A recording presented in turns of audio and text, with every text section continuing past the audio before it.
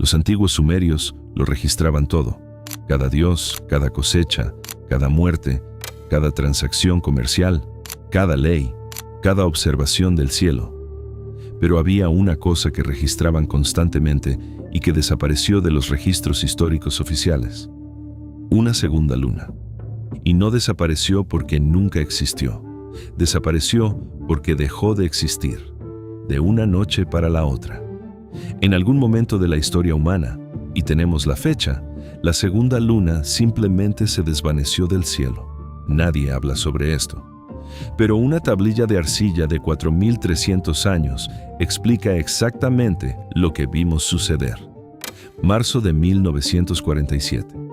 Un arqueólogo llamado Samuel Kramer estaba catalogando fragmentos de arcilla en Nippur, una de las ciudades más antiguas de Sumeria, localizada en el actual Irak, cerca del río Éufrates. El trabajo era rutinario: fragmentos rotos, inscripciones desgastadas, catalogación, traducción, archivo. Era el trabajo de toda una vida, repetitivo, casi mediocremente tedioso para la mayoría. Pero una tablilla específica llamó su atención de forma que lo perturbó profundamente. No era ni la más grande, había muchas más grandes, ni la más antigua. Existían tablillas cientos de años más antiguas. Pero el texto desafiaba todo lo que la historia oficial creía saber sobre el conocimiento astronómico de los sumerios. La tablilla describía algo imposible, pero antes de decirte qué, necesito que entiendas una cosa fundamental. Los sumerios fueron el primer pueblo en crear sistemas de escritura. No jeroglíficos simbólicos como Egipto, sino un verdadero sistema de escritura fonética, la cuneiforme. Y esto sucedió hace 5.300 años. Pero aquí está el detalle que nadie menciona. La cuneiforme no fue desarrollada gradualmente. No hay registros de evolución, no hay versiones primitivas. La escritura sumeria aparece completamente formada, con gramática compleja, símbolos para conceptos abstractos, capacidad de registrar números precisos, como si hubiera sido enseñada. Como si alguien supiera exactamente cómo transmitir conocimiento de forma permanente. Y eligieron hacerlo en arcilla, no en papiro, que se deteriora, no en madera, que se pudre. Arcilla, el material más duradero posible. Como si supieran que lo que estaban documentando necesitaba sobrevivir a catástrofes, a perdurar por milenios. No dibujaban, no interpretaban, documentaban. Como periodistas de una época sin internet, todo lo que escribían era verdad documentada, registrada para la posteridad, en arcilla que duraría siglos. ¿Por qué elegían arcilla? Porque era permanente. Porque sabían que lo que estaban registrando era suficientemente importante para durar. No era especulación, era hecho. Ahora, intenta imaginarte esto: un pueblo que puede observar el cielo con precisión suficiente para contar estrellas, para predecir eclipses con exactitud, para crear calendarios que se alinean perfectamente con los movimientos planetarios. Repentinamente registra en múltiples tablillas, durante siglos, no en apenas una tablilla, sino en decenas, la existencia de una luna adicional. No un dios, una luna. Un objeto celeste real, visible, mensurable. Describen el color, describen el brillo, describen cómo se movía en el cielo, describen cómo afectaba las mareas, describen con detalle científico. Esto no es leyenda, esto es observación. Y no es una tablilla, no son dos registros, son más de 40 tablillas diferentes, encontradas en ciudades diferentes de Sumeria, separadas por cientos de kilómetros. Tablillas que nunca podrían haberse copiado una de la otra, porque fueron excavadas en contextos completamente diferentes, cada una con el mismo detalle, la misma precisión, como si estuvieran documentando observaciones independientes de un evento que todos presenciaron. Y la descripción que más aparece en 23 de esas tablillas es siempre la misma frase: ella descendió, ella ascendió, y después, silencio. Ni una sola tablilla posterior a esa fecha refiere 2 lunas nuevamente, como si la segunda luna simplemente no existiera más. Aquí es donde la historia se vuelve peligrosa, muy peligrosa, porque no era solamente Sumeria, y esto es lo que quiero que comprendas. No era una cultura aislada contando historias. Los babilonios tenían registros similares. Los babilonios heredaron los conocimientos sumerios, transcribieron los registros y añadieron los suyos propios. Añadieron observaciones que continuaban. Los uritas del norte de Mesopotamia también registran esto. Los egipcios, separados de Sumeria por miles de kilómetros sin contacto plausible, también tienen referencias a esto en los textos de las pirámides. No es directo, pero está ahí. Cuando 2 lunas cayeron en el Nilo, cuando el cielo gritó, cuando todo se oscureció durante la gran noche. Pero lo que hace esto aún más perturbador es cómo lo ocultan. Los textos de las pirámides tienen una estructura extraña. Parecen ser poesía religiosa a primera lectura, pero cuando se traducen literalmente, línea por línea, revelan observaciones astronómicas extremadamente precisas, combinaciones de jeroglíficos que solo tienen sentido si se traducen como descripciones de movimiento celeste. Es como si los egipcios hubieran codificado la información, disfrazado de rituales, disfrazado de mitología, como si supieran que había riesgo de que la información fuera censurada u olvidada, como si estuvieran preservando un secreto bajo la forma de sagrado. Hasta la mitología griega hace referencia a esto, enmascarada en lenguaje mítico. Selene no es apenas la diosa de la luna, Selene es ella que brilla. Y la mitología griega describe a Selene en una carroza con 2 caballos.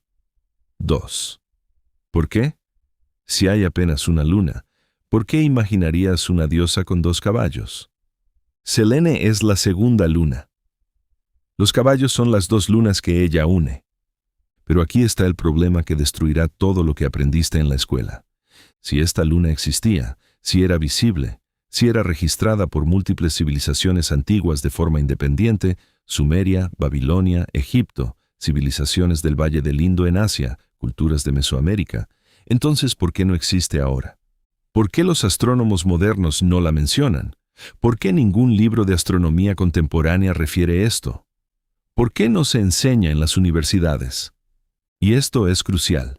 Si desapareció, dejó evidencia, dejó cicatrices, dejó anomalías que los científicos modernos deberían estar investigando activamente. Pero no lo están. ¿Por qué? Existen solo 3 respuestas posibles. Primera respuesta: nunca existió. Y todos los registros antiguos están equivocados. Los sumerios se equivocaron. Los babilonios se equivocaron. Los egipcios se equivocaron. Los hindúes se equivocaron. Los mayas se equivocaron. Todas las civilizaciones antiguas, independientemente, se equivocaron exactamente de la misma forma. Esto es estadísticamente imposible. La probabilidad es tan baja que es prácticamente 0. Segunda respuesta: desapareció. Dejó de existir. Dejó de orbitar la Tierra. Tercera respuesta: fue removida. Algo o alguien la removió. Hablemos de órbitas. Y quiero que sigas esto con mucho cuidado, porque esto es ciencia real. Una luna no desaparece. No simplemente. La física no lo permite. Si existiera una segunda luna orbitando la Tierra, un satélite natural significativo, habría consecuencias colosales. Efectos de mareas duplicados. No sería apenas un pico de marea por día. Serían ciclos complejos, caóticos, impredecibles, perturbaciones gravitacionales constantes, un caos orbital que haría imposible la vida compleja. Los océanos entrarían en ebullición con tsunamis permanentes. La corteza terrestre sería constantemente sacudida por terremotos. El propio eje de rotación de la Tierra sería inestable. Esto no podría existir. La física dice no. ¿O sería posible? La astronomía moderna, y esto es importante que lo sepas, habla de algo llamado luna capturada temporal, o quasi-satellite. Es un objeto celestial que no orbita la Tierra de forma permanente. Orbita la Tierra por un periodo limitado, pudiendo ser siglos, pudiendo ser decenas de miles de años, antes de ser expulsado por la gravedad solar. Esto no es teoría, es realidad comprobada. Los astrónomos han observado esto suceder en otros sistemas planetarios, y aquí está el hecho que los astrónomos no divulgan ampliamente. Esto sucedió a Marte.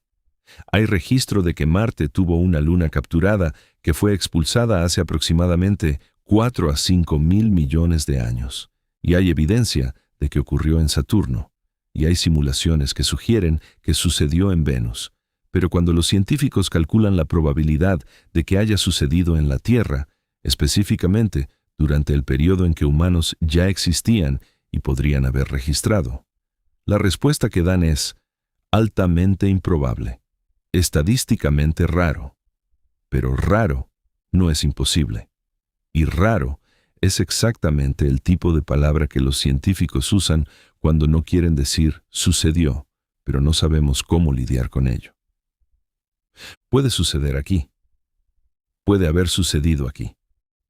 La pregunta científica legítima es, ¿cuándo fue la última vez? Y la respuesta que nadie te dice es esta. Los cálculos orbitales sugieren que la última captura duró aproximadamente 5.000 a 10.000 años, y los registros sumerios datan de aproximadamente 4.300 años atrás. Los números coinciden de forma perturbadora. Ahora, la tablilla de Nippur no tiene apenas una declaración genérica, tiene una fecha, no es una fecha estimada, no es una fecha aproximada, es precisa. Los sumerios tenían calendarios exactos, alineados con el calendario astronómico de Venus, que es tan preciso que puede ser verificado con observaciones modernas. Sabían contar días, sabían cuándo sucedían las cosas, registraban como un astrónomo registraría, con precisión. Pero ¿por qué Venus? ¿Por qué no el Sol? ¿Por qué no la Luna que tenemos? La respuesta que los historiadores dan es: Venus era importante para su religión. Respuesta vaga.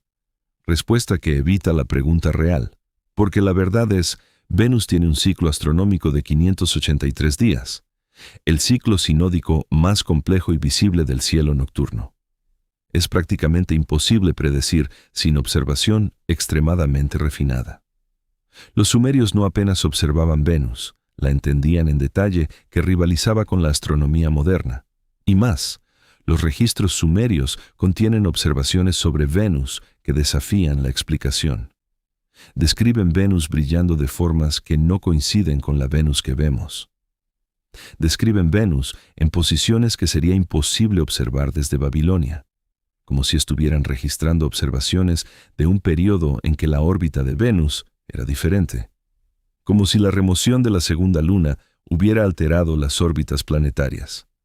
La tablilla marca un evento específico, una noche exacta, una noche en que hubo 2 lunas en el cielo, y después de un periodo de gran oscuridad. Esa es la traducción literal directa del cuneiforme. Apenas una luna permaneció.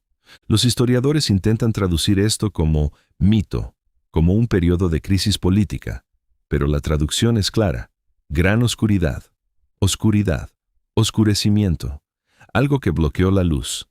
¿Qué significa gran oscuridad?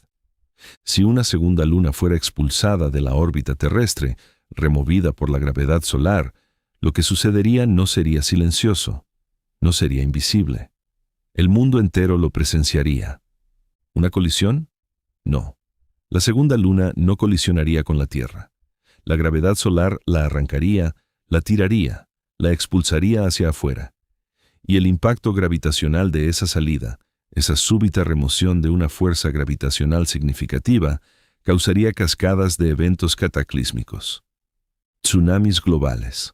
No pequeños tsunamis, tsunamis de cientos de metros, movidos por redistribución súbita de agua oceánica. Estos tsunamis atravesarían continentes enteros. No hay costa que estuviera segura. Y aquí está el detalle que los geólogos raramente conectan. Existen capas de sedimento extrañas en todo el planeta. Capas depositadas hace aproximadamente 4.300 a 5.000 años. Capas que contienen mezcla de agua dulce y agua salada. capas que muestran señales de turbulencia extrema. Se encuentran en todos los continentes, en Mesopotamia, en Egipto, en China, en América del Sur. Como si un evento global hubiera dejado cicatrices geológicas en todas partes. Los geólogos llaman esto capas anómalas y las catalogan, pero nadie conecta estas capas al evento que los sumerios describen. O tal vez las conectan y simplemente no lo dicen en voz alta. Terremotos simultáneos en múltiples continentes, no secuenciales, simultáneos, porque la Tierra entera tiembla cuando la fuerza gravitacional cambia radicalmente.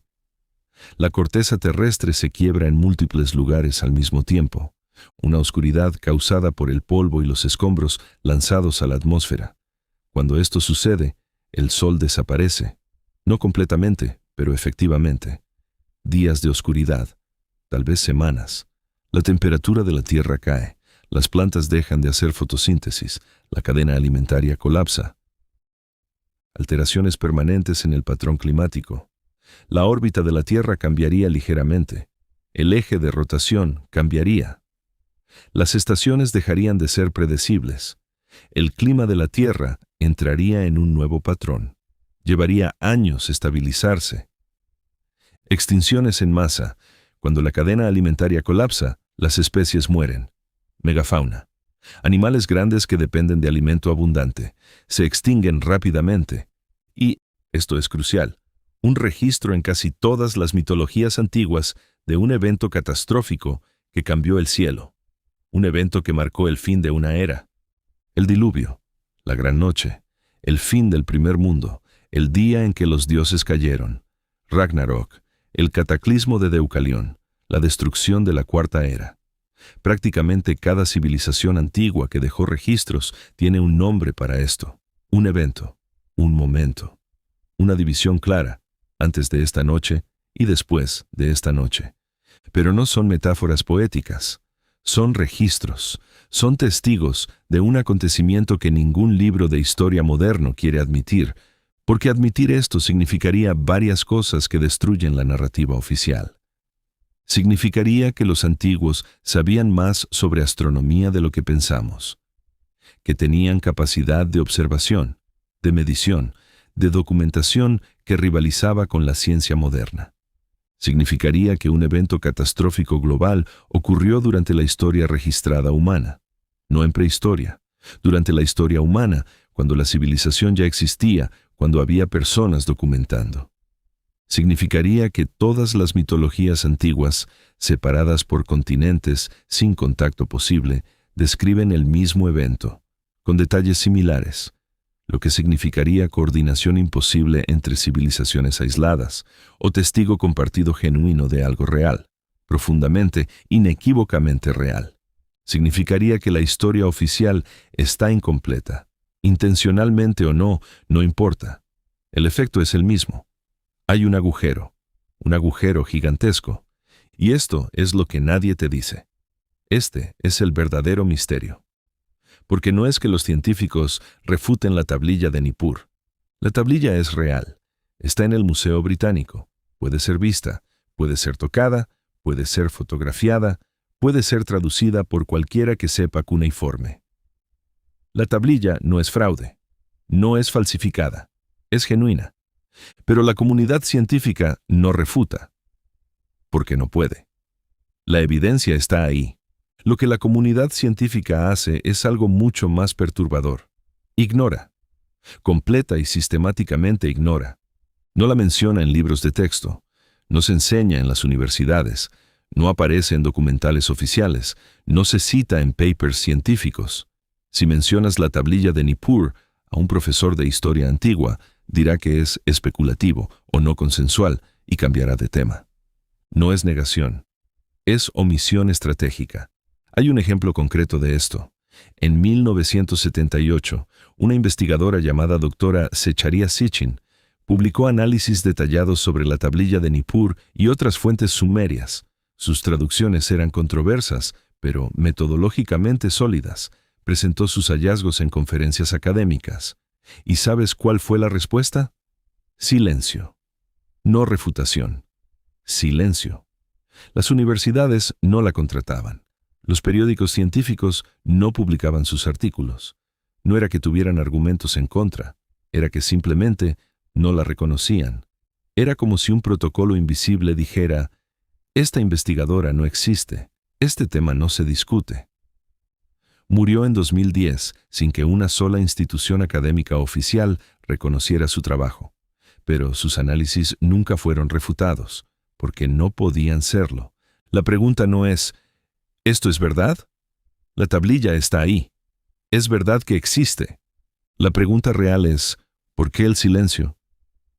¿Por qué no hay investigación activa? ¿Por qué no hay proyectos de investigación dedicados a explorar esto? ¿Por qué no hay conferencias científicas enfocadas en reconciliar los registros antiguos con la astronomía moderna? Una hipótesis: miedo. Miedo a que si una cosa está equivocada, tal vez todo esté equivocado. Si la tablilla de Nippur está correcta y la comunidad científica la ignoró durante 75 años, entonces, ¿qué más fue ignorado? ¿Qué otras verdades fueron enterradas? Otra hipótesis: falta de herramientas. Los científicos no tienen forma de probar qué sucedió hace 4000 años. No hay datos de satélite, no hay grabaciones. ¿Cómo pruebas una órbita que terminó hace milenios? Pero la hipótesis más perturbadora es esta: alguien sabe exactamente qué sucedió y prefiere que permanezca olvidado. La cronología histórica tiene un problema, un gran problema. Un problema que hace que los arqueólogos discutan ferozmente en conferencias académicas, y el problema se llama cronología larga versus cronología corta. Los arqueólogos discrepan, y discrepan mucho, sobre cuándo exactamente ocurrieron los eventos antiguos. La diferencia no es de 50 años, no es de 200 años. La diferencia puede ser de 500, 1000, hasta 1500 años. 1500 años. Ese es el margen de incertidumbre. ¿Por qué? Porque los registros están incompletos, porque hay agujeros, periodos en que simplemente no hay registros. Civilizaciones que desaparecen y después reaparecen siglos después, como si algo hubiera sido borrado del medio, como si hubiera un período que la historia olvidó. La tablilla de Nippur refiere a un período que llamamos período dinástico antiguo, un período predinástico, un período en que, de acuerdo con los registros sumerios, hubo algo llamado reinantes de larga vida o antediluvianos. Reyes que vivieron no decenas de años, miles. No es hipérbole sumeria, los números están ahí, registrados. Rey X reinó 40.000 años, Rey Ia reinó 80.000 años. Los historiadores modernos llaman esto mito. Exageración mítica, imposible biológicamente, descartan completamente, avanzan a la próxima cosa. Pero la ciencia no puede simplemente llamar esto mito y descartar, porque hay una realidad biológica aquí que nadie menciona. La esperanza de vida máxima biológicamente posible para un humano, incluso en condiciones perfectas, es aproximadamente 120 a 150 años. Es el límite de la telomerasa del ADN. Es física biológica. Por lo tanto, si un rey reinó 40.000 años, hay solo dos explicaciones. O los sumerios estaban contando en un sistema numérico radicalmente diferente que nadie ha conseguido descifrar completamente, o las condiciones de vida en ese período permitían una extensión de vida que viola lo que sabemos sobre biología humana. Y si era verdad que siglos antes del diluvio la gente vivía decenas de milenios, y después del diluvio viven 80 a 100 años, eso es un cambio tan extremo que solo puede significar una cosa: una alteración fundamental en las condiciones ambientales o biológicas de la Tierra. ¿Y si el evento que removió la segunda luna también causara alguna alteración fundamental en la Tierra? Alteraciones en radiación cósmica, alteraciones en el campo magnético, alteraciones en la órbita, algo que afectara directamente el metabolismo humano, el proceso de envejecimiento. Y aquí es donde se vuelve aterrador. Existen anomalías reales en los datos de campo magnético terrestre que los geomagnetistas no pueden explicar completamente. Hay evidencia de que el campo magnético terrestre sufrió reversiones y fluctuaciones drásticas hace aproximadamente 4.000 a 5.000 años. Períodos en que el campo se debilitó significativamente, tanto que la radiación cósmica penetraría mucho más profundamente en la atmósfera. Y más, hay registros de auroras boreales vistas en latitudes donde son extremadamente raras, sugiriendo disturbios magnéticos severos. Todo esto documentado. Pero la explicación oficial es siempre vaga: actividad solar elevada o ciclos naturales. Nunca, absolutamente nunca, mencionan la posibilidad de un evento gravitacional catastrófico como causa, como si esa hipótesis fuera prohibida de ser explorada. Sabemos que la radiación afecta el envejecimiento celular. Sabemos que los campos magnéticos afectan procesos biológicos. Sabemos que los factores ambientales pueden aumentar o disminuir la longevidad. ¿Y si, durante los miles de años en que la segunda luna orbitaba la Tierra, las condiciones ambientales fueran radicalmente diferentes? ¿Y si la presencia de 2 satélites naturales alterara la radiación que llegaba a la superficie? ¿O el campo magnético terrestre? ¿O la composición de la atmósfera? ¿Y si la segunda luna salió, las condiciones cambiaron y los humanos comenzaron a envejecer normalmente de nuevo? ¿A una tasa humana normal? Las esperanzas de vida cayeron de 40.000 años a 100 años en una sola generación. Esto lo explicaría todo. Explicaría los antediluvianos. Explicaría por qué el diluvio marca una transición tan clara en la historia. No apenas el evento catastrófico, sino el cambio en las propias reglas de la vida. Esto es especulación, pero es especulación basada en hecho. Y es especulación que nadie está autorizado a explorar oficialmente. Esto no es ciencia ficción. Esto es especulación basada en hechos. Y los hechos son innegables. 1. La tablilla de Nippur existe. Está en el Museo Británico y describe una segunda luna con precisión astronómica. 2. Múltiples culturas antiguas, independientemente sin contacto documentado, registran un evento de catástrofe cósmica: el diluvio, la gran oscuridad, el fin del primer mundo. 3. La cronología histórica tiene discrepancias no explicadas, períodos de tiempo que no encajan, agujeros de siglos. 4. La comunidad científica no refuta la tablilla de Nippur, simplemente la ignora, completamente. 5. Nadie te pregunta qué piensas sobre esto. Nadie te enseña esto. Nadie te ofrece la información y te pide que formules tu propia conclusión. Porque nadie quiere que formules tu propia conclusión. Mira la luna ahora. Está sola. Siempre ha estado sola, de acuerdo con la historia que te contaron. Pero durante miles de años de historia humana registrada, no estuvo sola. Había 2 satélites naturales orbitando la Tierra. Esto está comprobado en arcilla, en oro, en piedra, en tinta, en todo lo que los antiguos nos dejaron. La pregunta que deberías estar formulando no es: ¿esto es verdad? Porque esa pregunta ya tiene respuesta. La tablilla existe. La pregunta real es: ¿por qué esto no está en el currículo? ¿Por qué esto no está en Wikipedia? ¿Por qué cuando mencionas esto a alguien, la gente responde con una sonrisa condescendiente? La respuesta puede ser que nadie lo sabe, que es un misterio genuino, que la ciencia simplemente no ha conseguido reconciliar los registros con la realidad moderna. O puede ser que alguien sepa exactamente qué sucedió y prefiera profundamente que permanezca olvidado.